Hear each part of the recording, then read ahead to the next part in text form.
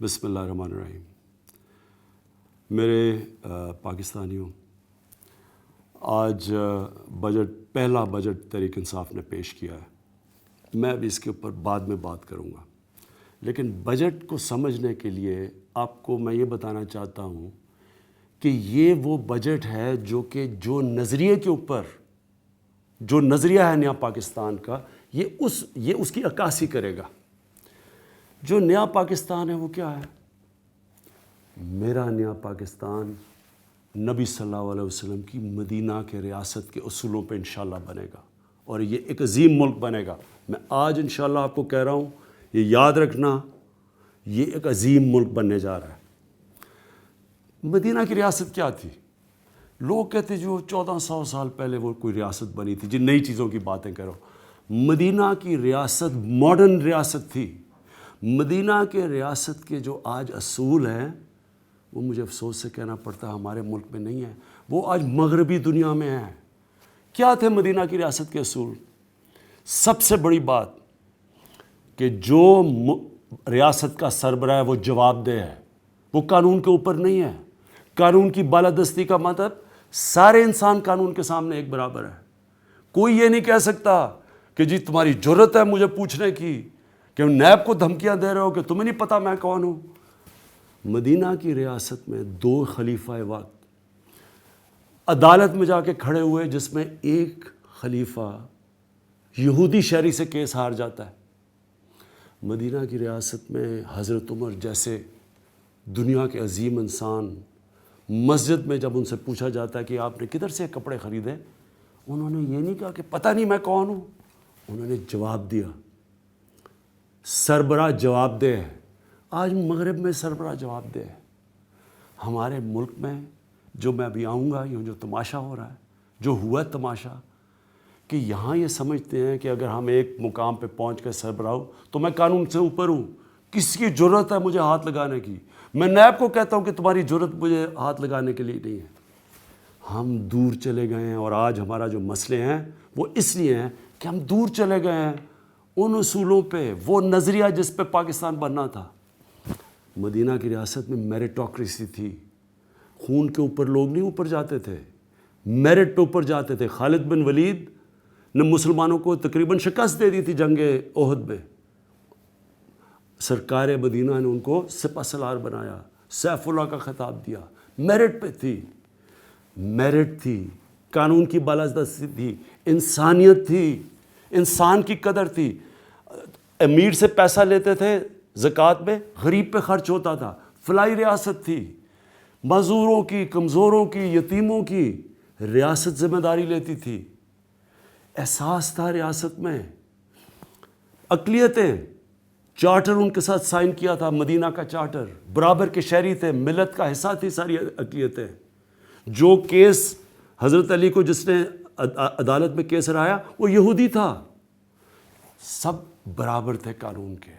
وہ ریاست تھی جو نبی صلی اللہ علیہ وسلم نے ماڈل کریٹ کیا، جس کی وجہ سے مسلمان دنیا میں عظیم دنیا کی امامت کی۔ انہوں نے 700 سال انہوں نے عورتوں کو آزاد کیا، عورتوں کے حقوق دیے، انہوں نے غلاموں کو آزاد کیا۔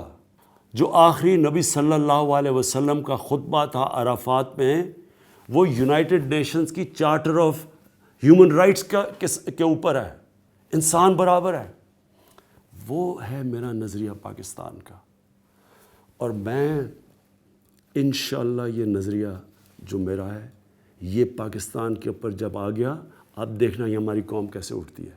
اب میں جب سے ہمیں اقتدار ملا ہے، پہلے دن سے میں یہ سنتا ہوں مخالفین سے کہ جی کدھر ہے وہ نیا پاکستان؟ جو مدینہ کی ریاست تھی وہ پہلے دن مدینہ کی ریاست نہیں بن گئی تھی۔ جب جنگ بدر ہوئی تھی تو صرف 313 تھے لڑنے والے، باقی ڈرتے تھے لڑنے کے لیے۔ جو جنگ احد ہوئی، سرکار مدینہ نے جو تیر کمان والوں تھے ان کو کہا کہ تم نے اپنی یہ پوزیشن نہیں چھوڑنی۔ جب لوٹ مار شروع ہوئی وہ چھوڑ کے چلے گئے۔ سرکار مدینہ کا حکم نہیں مانا۔ جنگ خندق تھی، مسلمان بال بال بچے، اللہ نے طوفان لے کے آیا جس سے وہ بچ گئے۔ وہ پہلے دن ایک عظیم قوم نہیں بن گئے تھے، وہ ایک پروسیس تھا۔ اور پھر وقت آیا کہ پہلے سارا عرب ان کے نیچے اور عرب ان کی حکم پہ چلا اور پھر دنیا میں انقلاب آ گیا. یہ پہلے دن کوئی سوئچ نہیں ہے کہ عمران خان نے سوئچ لانا ہے تو یہ نیا پاکستان بن جائے گا. یہ ایک پروسیس ہے. اور میں آج آپ کو بتا دوں, اللہ نے پاکستان میں وہ, اور میں اس کا شکر ادا کرتا ہوں, وہ کام کیا جو کبھی کوئی تصور نہیں کر سکتا تھا پاکستان میں, کہ یہ بڑے بڑے برج جو آج جیلوں کے اندر ہے کوئی سوچ بھی نہیں سکتا تھا. یہ ہے تبدیلی. کوئی یہ سوچ سکتا تھا آج اس پاکستان میں کہ جناب وہ لوگ جو قانون ججوں کو ٹیلی فون کر کے بتاتے تھے کہ یہ کرو, جنہوں نے ڈنڈوں سے سپریم کورٹ کے اوپر حملہ کیا اور سپریم کورٹ کے چیف جسٹس کو بگایا, پھر بریف کیس چلا کے ججز کو خریدا, یہ اس پاکستان میں ہوا کرتا تھا. آج ایک عدلیہ آزاد ہے. آج عمران خان نہ عدلیہ کو کچھ کر سکتا ہے نہ نیب کو کچھ کر سکتا ہے. نیب میرے نیچے نہیں ہے. نیب ان دونوں نے مل کے نیب کو بنایا تھا. ہم نے نہیں نیب کو بنایا. نیب کا چیئرمین ہمارا نہیں ہے. کوئی بھرتی ہم نے نہیں کروائی. یہ وہ پاکستان ہے جدھر قانون کی بالادستی آہستہ آہستہ آپ کے سامنے نظر آ رہی ہے. اب میں جب سے ہماری حکومت آئی ہے, اب میں ذرا آپ کو بتاؤں کہ کیوں جمہوریت ابھی تک پاکستان میں فنکشن نہیں کر رہی, کیوں نہیں یہ چل رہی صحیح طرح. میرے پاکستانیوں, جمہوریت تب چلتی ہے جب دو مختلف نظریے پارلیمنٹ میں بیٹھے ہوتے ہیں. رائٹ کی سیاست ہے, لیفٹ کی سیاست ہے, سوشلسٹ ہے, کیپٹلسٹ ہے, کوئی کنزرویٹو ہے, کوئی لبرل ہے. پھر جب پارلیمنٹ میں بیٹھ کے گفتگو ہوتی ہے تو وہ پھر ایک کنسنسس بن جاتا ہے. یہ خوبصورتی ہے جمہوریت کی. ہماری جمہوریت کیوں نہیں چل رہی؟ پہلے دن سے اپوزیشن نے مجھے تقریر نہیں کرنے دی. کیا بگاڑا تھا میں نے انہیں؟ انہوں نے ہمیں کہا کہ جی الیکشن ٹھیک نہیں ہوا تو اس کے اوپر کمیشن بنائے. ہم پہلے دن مان گئے کمیشن بنانے کے لیے. تو پھر کیا مسئلہ تھا؟ میں نے کیا ان کا بگاڑا تھا؟ کیسز جو ان کے اوپر نیب کے ہوئے تھے وہ تو میں نے نہیں کیے. وہ تو سارے پرانے کیسز تھے. جو آصف زرداری کا یہ جو فیک اکاؤنٹس کا کیس ہے, وہ تو 2016 میں انٹیریئر منسٹر نون لیگ نے کہا تھا کہ ایان علی کا بھی اسی فیک اکاؤنٹ سے پیسے جا رہے ہیں جس میں بلاول بھٹو کے جا رہے ہیں. ہم نے تو نہیں کہا تھا. یہ جو کیسز تھے باقی سارے, یہ نواز شریف کے پینما کے کیسز, ہم نے تو نہیں کیے.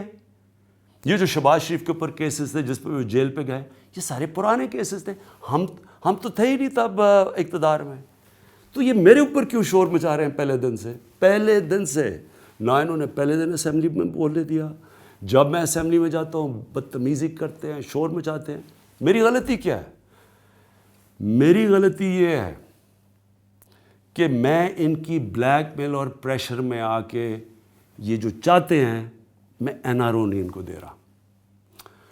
میرے پاکستانیوں, ایک چیز یاد رکھوں, جتنا نقصان اس ملک کو این آر او نے کیا ہے, جب پاکستان کی تاریخ لکھی جائے گی, جو انہوں نے ہمارے بیچارے اس ملک میں غربت پیدا کی, جو ہمیں ملک کو مقروض کیا, وہ 2 این آر اوز نے ہمیں کیا. پہلے تو تاریخ میں پہلے پیچھے چلے جائیں. آج یہ جو سارے اکٹھے ہوئے ہیں نون لیگ اور پیپلز پارٹی, اور بڑا شور مچا رہے ہیں جی آصف زرداری جیل میں, اکٹھے ہو گئے ہیں. یہی نون لیگ اور پیپلز پارٹی نے 90 کی دہائی میں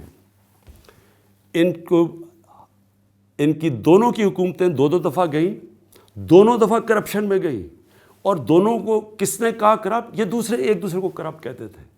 2 دفعہ نواز شریف کی حکومت آئی نون لیگ کی, دونوں دفعہ انہوں نے آصف زرداری کو جیل میں ڈالا کرپشن میں. آج یہ اکٹھے ہو گئے.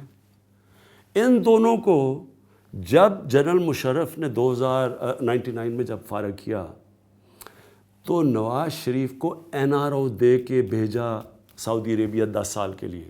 وہ اس این آر او میں ہدایبہ پیپر مل کا کیس تھا جو منی لانڈرنگ کا کیس تھا. 1.25 ارب روپے کی منی لانڈرنگ تھی, جو یہاں سے انہوں نے پیسہ باہر بھجوایا اور ادھر جا کے ان فیک اکاؤنٹس کا, کوئی قاضی فیملی تھی, ادھر سے پھر انہوں نے اپنے نوکروں کو, رشتہ داروں کے نام پہ پیسہ واپس بھگوایا, منی لانڈرنگ کی. اس کیس سے پہلی دفعہ N R O general Musharraf نے 2000 میں دیا.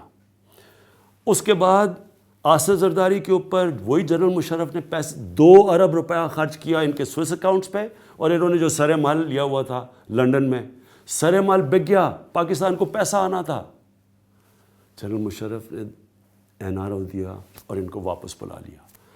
ان 2 NRO نے جو پاکستان سے کیا ہے، آج جو ہم مشکل میں ہیں، ہمارے پاس مصیبت پڑی ہوئی ہے کہ ہم بجٹ میں پیسہ کدھر سے نکالیں اپنی عوام پہ خرچ کرنے کے لیے، یہ وہ 2 NROز کا اس ملک نے اس کی قیمت ادا کی تھی۔ کیا ہوا؟ یہ 2008 میں واپس آئے۔ 2008 میں انہوں نے چارٹر آف ڈیموکریسی سائن کی۔ وہ چارٹر آف ڈیموکریسی کیا تھی؟ اپنا نیب کا ہیڈ دونوں نے مل کے لگایا۔ جب اپنا نیب کا ہیڈ آ گیا، دونوں نے فیصلہ کیا کہ 5 سال تمہارے، 5 سال ہمارے، ہم تمہیں کچھ نہیں کہیں گے، تم ہمیں کچھ نہ کہنا۔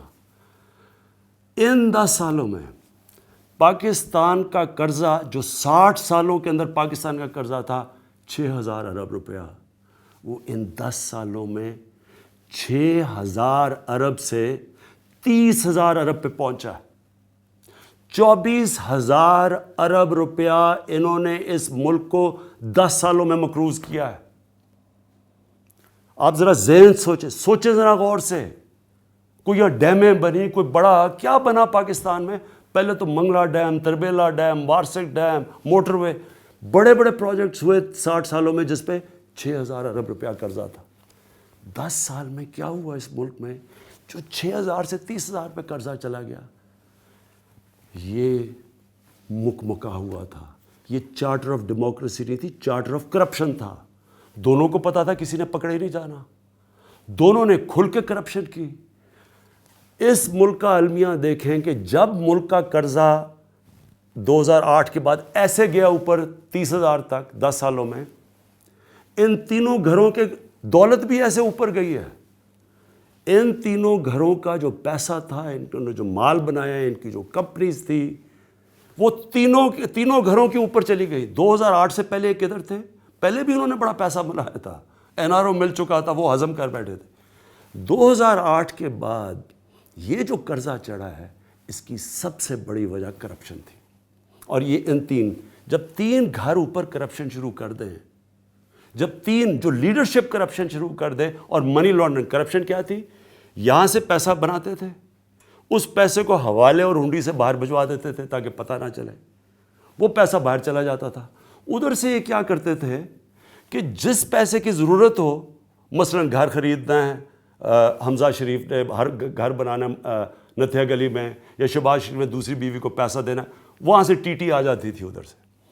اور کن لوگوں سے آ رہی ہے؟ میں ذرا ایک منٹ آپ سب کے سامنے ذرا رکھنا چاہتا ہوں کہ کس طرح یہ ملک لوٹا گیا ہے۔ شہباز شریف کی تینوں بیٹوں نے، ان 2 بیٹوں نے اور ان کی فیملی نے $26 ملین کی منی لانڈرنگ کی، تقریباً 3 ارب روپے سے بھی اوپر۔ ان کی دولت، ان کی 10 سالوں میں 85% ان کی دولت اوپر گئی۔ جب ملک کا قرضہ اوپر جا رہا تھا، ان کی دولت اوپر جا رہی تھی۔ انہوں نے 4 کمپنیوں سے 30 کمپنیاں بنائی ان 10 سالوں میں۔ انہوں نے اور کیا کہ یہاں سے حوالے ہنڈی سے پیسہ باہر بھجوایا، باہر سے انہوں نے نام لیا جی کہ فلانے نے ریمیٹنس بھیجی ہے۔ جب چیک کیا گیا تو اس میں ایک پاپڑ والا ملا جس کا نام منظور تھا، جو کبھی پاکستان سے باہر ہی نہیں گیا۔ سارے فیک اکاؤنٹس، سب کچھ جعلی۔ ادھر زرداری ان کی 100 ارب روپے کی منی لانڈرنگ سامنے آئی فیک اکاؤنٹس کے۔ فیک اکاؤنٹس ان کا فلودہ والا 3 ارب روپیہ اس کے اکاؤنٹ میں آ گیا۔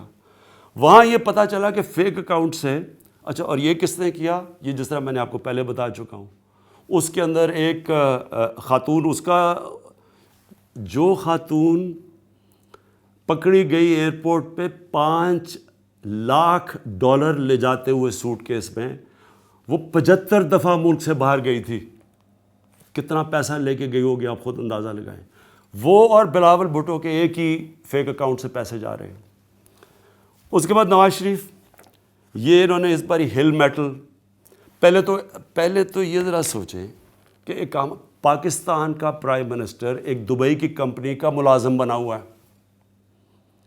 پاکستان کا فورن منسٹر اور پھر وہ ڈیفنس منسٹر وہ دبئی کی ایک کمپنی سے 16 لاکھ روپے تنخواہ لے رہا ہے اور اس کا ملازم بنا ہوا ہے.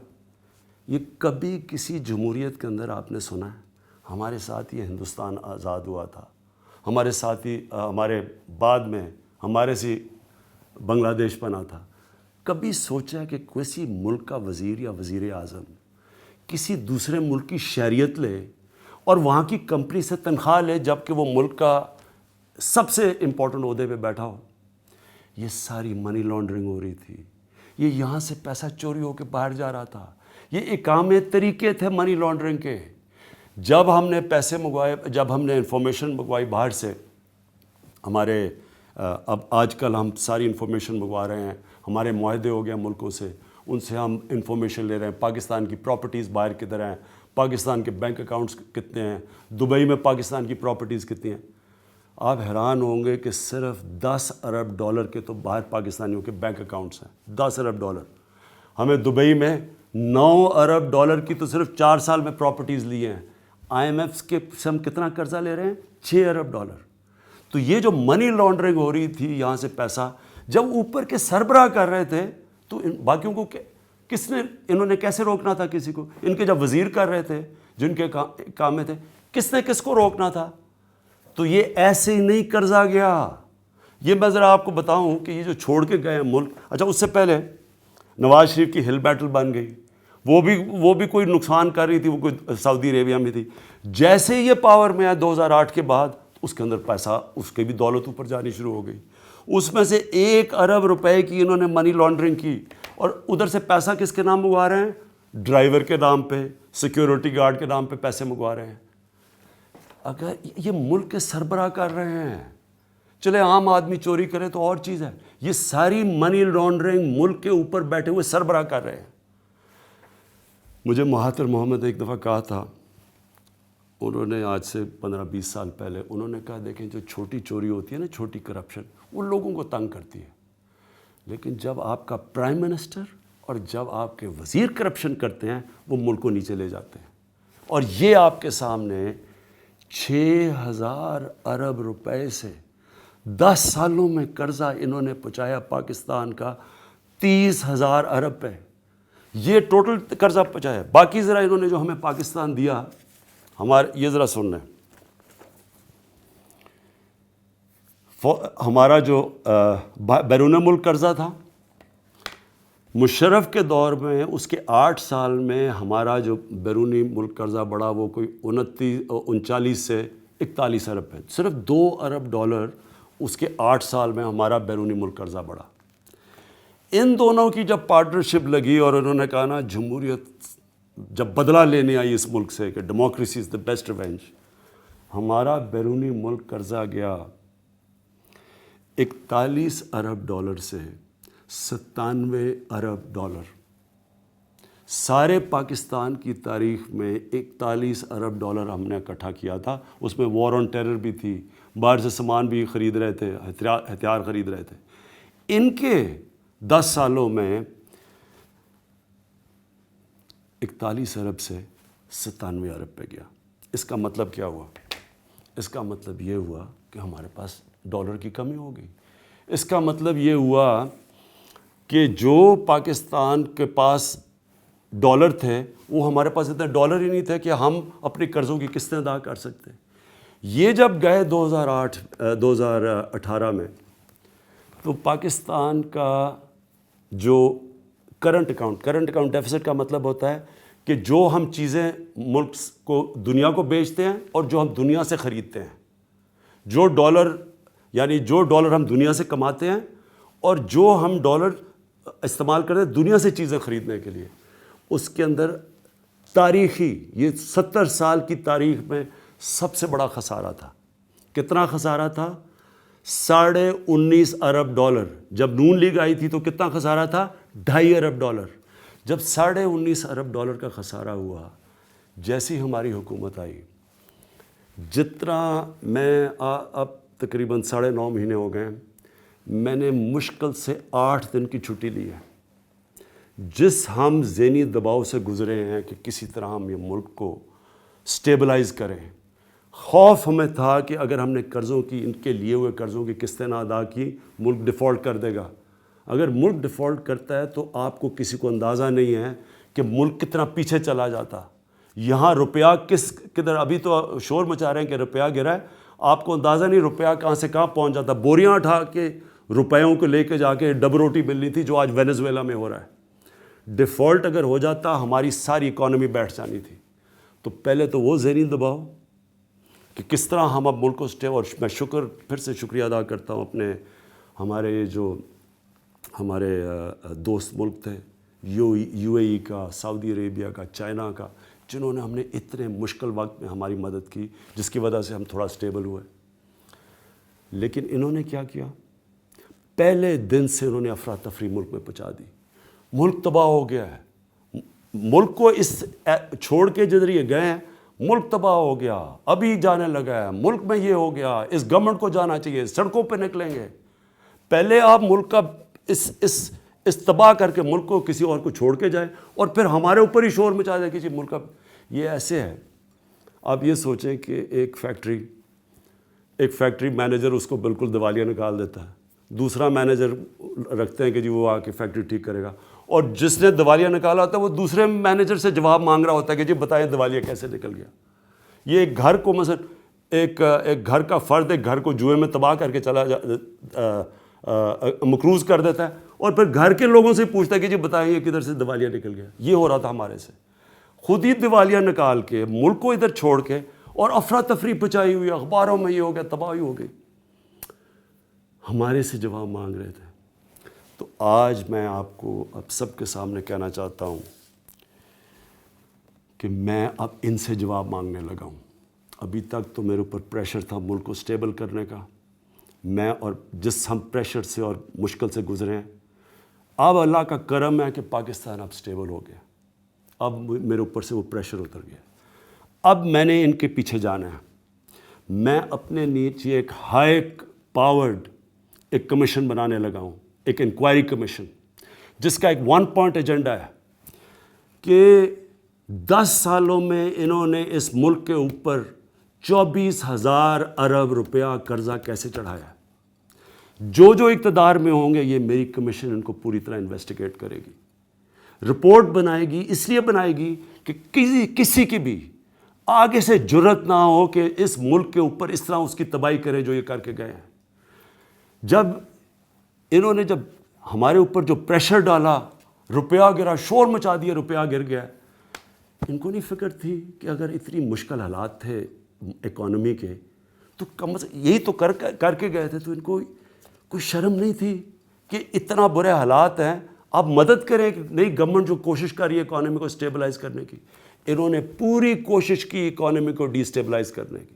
ہم سڑکوں پہ نکل رہے ہیں. میرے سے 3 امبیسڈرز نے پوچھا کہ جی لوگ انویسٹ کرنا چاہتے ہیں لیکن یہ آپ کے یہاں افراتفری مچی ہوئی ہے, اسٹیبلٹی نہیں ہے آپ کے ملک میں, وہ انویسٹ کیسے کریں, ذرا یہ اس کو کیسے ٹھیک کریں.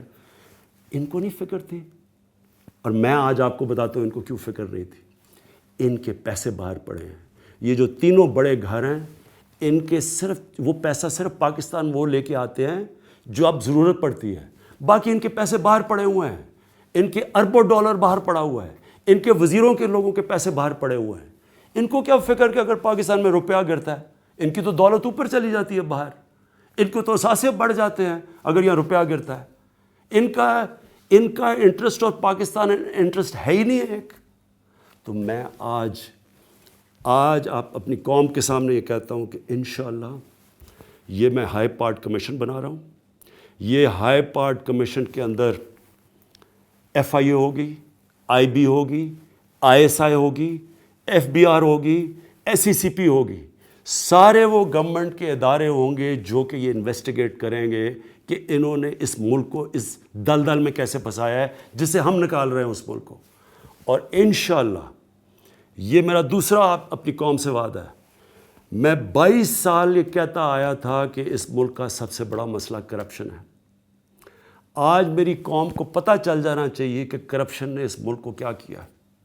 یہ نتیجہ ہے جب کہ کرپٹ لوگ, کرپٹ حکمران آتے ہیں, ان کے پیسے باہر پڑے ہوئے ہیں, ان کی جائیدادیں باہر پڑی ہیں, ان کی عیدیں باہر ہوتی ہیں, ان کے میڈیکل چیک اپس باہر ہوتے ہیں.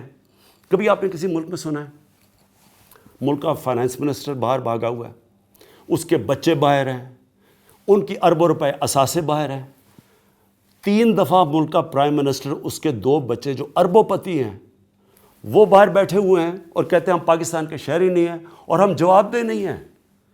وہ پرائم منسٹر باہر علاج کروانے جاتا ہے اور اس قرضے چڑھ رہے ہیں ملک کے اوپر, 28 کروڑ روپیہ ہمارا خرچ کرتا ہے اپنے علاج کے اوپر, جبکہ اس کا بیٹا 650 کروڑ روپے کے فلیٹ میں رہ رہا ہے. کوئی فکر نہیں تھی, کوئی شرم نہیں کہ یہاں لوگوں کے کیا حالات ہیں. ادھر دوسروں کو دیکھا, ان کے ہر دوسرے دن اٹھ کے باہر چلے جاتے ہیں. ان کا کیا انٹرسٹ ہے پاکستان کا؟ کبھی یہ سنا ہے کہ یہ شہباز شریف خادم اعلیٰ جی, خادم اعلیٰ کیا کرنے گیا باہر بھاگ کے؟ چیک اپ کیا ہے جی, چیک اپ کے لیے باہر گیا. ایک ہسپتال نہیں بنا سکے جدھر شریف خاندان کا چیک اپ ہو سکتا ہے پاکستان میں. سارے باہر. وہ اس کا وہ دماد ہے, وہ صاف پانی کے کیس میں اس کو پیسے مل رہے ہیں, ابھی وہ کرائے کے لیے جگہ ہی نہیں بنی اور کروڑوں روپیہ کما رہا ہے, وہ بھاگا ہوا ہے. اس کا جو دوسرا سلمان شہباز ہے وہ بھاگا ہوا ہے. اس کی 99% جو اس کی ساری یہاں پیسہ آیا ہے وہ سارا باہر سے آیا ہے. وہی یہ پاپڑ والے ٹائپ لوگوں سے جو کبھی پاکستان سے باہر نہیں گئے, ان کے نام پہ باہر پائے, یہاں سے پیسہ باہر بھجوایا ہنڈی سے چوری کر کے, اور ادھر سے یہ لوگ بٹھائے ہوئے جن سے پیسہ باہر یہاں بھیجتے ہیں. ان کو کوئی فکر نہیں ہے کہ ملک اوپر جا رہا ہے نیچے جا رہا ہے. ان کا صرف مقصد یہ ہے اپنا باہر کا پیسہ کیسے بچانا ہے. اور انشاءاللہ یہ جو ہم نے کمیشن بنائی ہے, میں آپ کو آج کہہ رہا ہوں کہ یہ انشاءاللہ میں اس کو پورا سپروائز کروں گا. مجھے اب ٹائم ملا ہے, میں انشاءاللہ آپ کو بتاؤں گا کہ یہ 24,000 ارب روپیہ 10 سالوں میں انہوں نے اس ملک کے اوپر قرضہ کیسے چھڑایا ہے. ہمارے سے جواب مانگ رہے ہیں, میں اب ان سے جواب مانگوں گا اور ایک ایک سے مانگوں گا. اور یہ ہر روز جی ہم سڑکوں پر نکلنے لگے ہیں, جی ہم ابھی پبلک میں آ رہے ہیں, ہم جی گورنمنٹ گرا دیں گے. یہ آپ کسی اور کو بلیک میل کریں. یہ سن لیں, میں اپنے گھر میں رہتا ہوں, میں اس گھر کا خود خرچہ ادا کرتا ہوں, یہ کیمپ آفس نہیں ہے. یہاں جب سیکیورٹی کا فینس کی ضرورت پڑی, ہم نے تحریک انصاف نے پیسہ اکٹھا کر کے وہ فینس لگایا. نیچے سڑک خراب تھی, میں نے پیسے دے کے سڑک ٹھیک کروائی ہے. میں اپنے گھر کا خرچہ خود دیتا ہوں اپنی تنخواہ سے. میرا کوئی کیمپ آفس نہیں ہے, زمان پا کے پیسے میں دیتا ہوں. مجھے کوئی بلیک میل کرنے کی کوشش کرے نا کہ میری گورنمنٹ چاہ رہی ہے, یہ تو بڑی چھوٹی چیز ہے گورنمنٹ جانے کی. میری جان بھی چلی جائے نا, میں نے ان چوروں اور ڈاکوؤں کو نہیں چھوڑنا. یہ میرا اپنی قوم سے وعدہ ہے.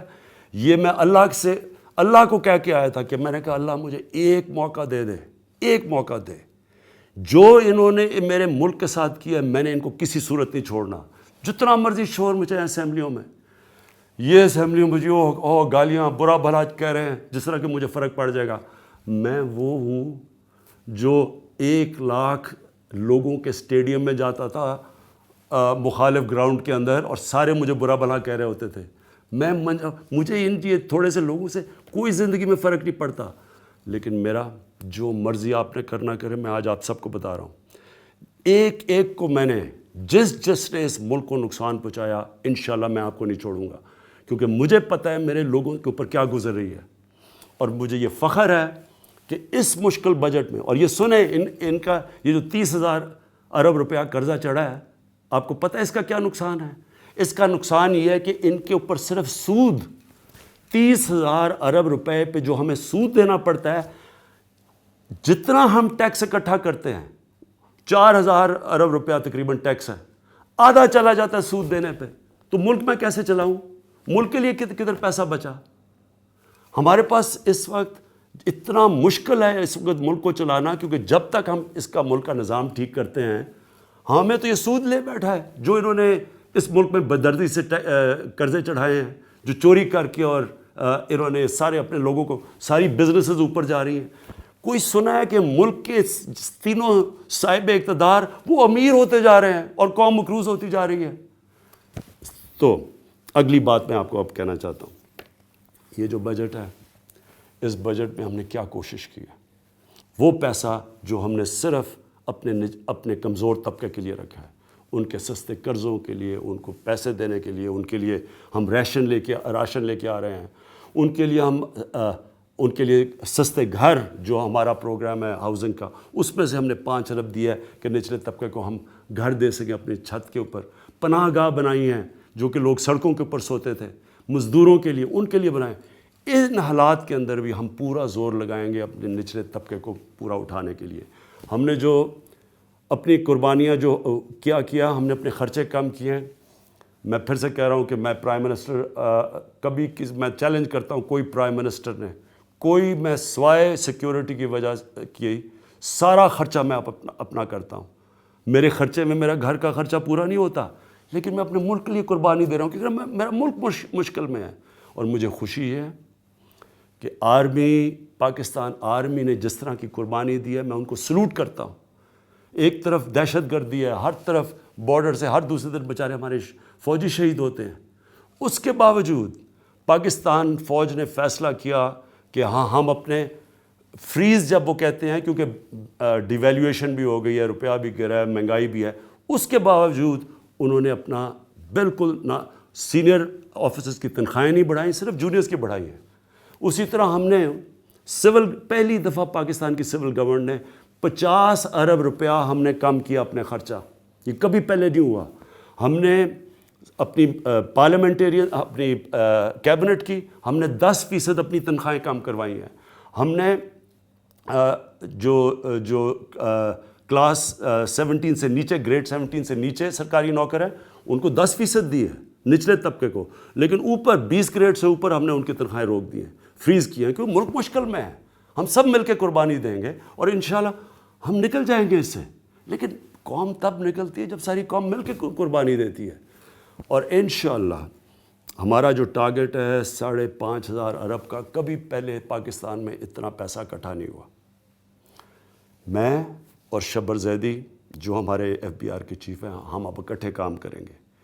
مجھے پاکستانی قوم نے ہمیشہ شوکت خان میں، نمل میں ہمیشہ پیسہ دیا ہے کیونکہ وہ میرے پہ اعتماد رکھتے ہیں. میں انشاءاللہ یہ FBI کو ٹھیک کروں گا شبر زیدی کے ساتھ مل کے. اس ادارے کو ہم جو بھی لوگوں کو مسئلے ہیں اس ادارے سے وہ دور کریں گے. ہم نے اس ادارے کو ٹھیک کر کے، یہ میرا چیلنج ہے کہ اسی پاکستانی قوم سے جو دنیا میں چند ملکوں میں سے سب سے زیادہ خیرات دیتی ہے، جو آج دنیا میں سب سے کم ٹیکس دیتی ہے، اسی قوم سے ہم نے ٹیکس اکٹھا کرنا ہے. اس کے لیے مجھے آپ کی ضرورت ہے. دیکھیں، خوددار قوم بننے کے لیے ہمیں یہ نہیں ہو سکتا کہ ہم دنیا میں سب سے کم ٹیکس دیں. یہ نہیں ہو سکتا کہ ہم لوگوں سے ہاتھ پھیلائیں اور پیسے مانگتے پھریں. اللہ نے اس ملک میں سب کچھ دیا. یہ ملک اللہ کی نعمت ہے. میں آپ کو یقین دلا رہا ہوں، اس ملک میں صرف جو کوئلہ اللہ نے دیا ہے یا تانبا ہی دیا ہے، وہ اکیلا ہی سارے ہمارا یہ بیرون ملک قرضے دے سکتا ہے. اس ملک کو کیا چیز اللہ نے نہیں دی. صرف ہم نے سب نے مل کے اس مشکل وقت سے نکلنا ہے.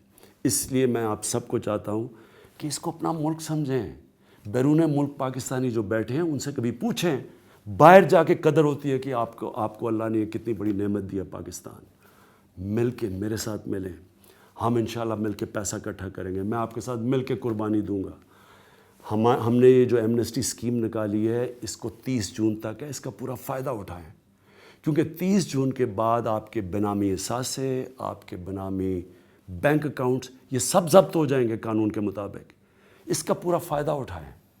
اس کو یہ جو آپ کا ہمارا جو پاکستان ہے، یہ پاکستان میں ہم 10,000 ارب روپیہ آرام سے ہم ٹیکس اکٹھا کر سکتے ہیں. ہم پیسہ اکٹھا کر لیں، ہمارے مشکل حل ہو جاتی ہیں. ہم اپنے لوگوں کو غربت سے نکال سکتے ہیں، ہم بچوں کی تعلیم ٹھیک کر سکتے ہیں، ہسپتال ٹھیک کر سکتے ہیں، انفراسٹرکچر بنا سکتے ہیں، پاکستان کو اپنے پیر پہ کھڑا کر سکتے ہیں. اس لیے میں آخر میں آپ سے یہ اپیل کرتا ہوں کہ اس میں پوری طرح شرکت کریں، ایک خوددار قوم ہم بن کے نکلیں. اور میں آپ کو یہ بھی بتا دوں کہ یہ صرف ہمارا مشکل سال ہے، یہ چند مہینے ہمارے مشکل ہیں، ہم مشکل وقت سے نکلیں. اس کے بعد انشاءاللہ آپ دیکھیں گے یہ ملک اٹھتا جائے گا اوپر. یہاں ملک میں انویسٹمنٹ آئے گی، یہاں لوگ تیار بیٹھے ہیں. اللہ نے ہمیں ایک جیو اسٹریٹجک لوکیشن دیا ہے، انویسٹرز بیٹھے ہوئے ہیں. یہاں ہم نے اپنے انڈسٹریلسٹ کو پہلی دفعہ ہم ان کو 100 ارب سے زیادہ سبسڈی دے رہے ہیں انڈسٹریلسٹ کو، جو ہماری انڈسٹری بند ہو رہی تھی پاکستان میں، ہماری ایکسپورٹس گر رہی تھی، ہم نے ان کی پوری مدد کی ہے. انشاءاللہ ان کی وہ جو کہتے ہیں کہ آسانی پیدا کریں گے بزنس کرنے کے لیے، وہ پورا کریں گے. لیکن ہم تب کریں گے جب ہم سب مل کے اس اپنے پاکستان کو اٹھائیں. شکریہ. پاکستان زندہ باد.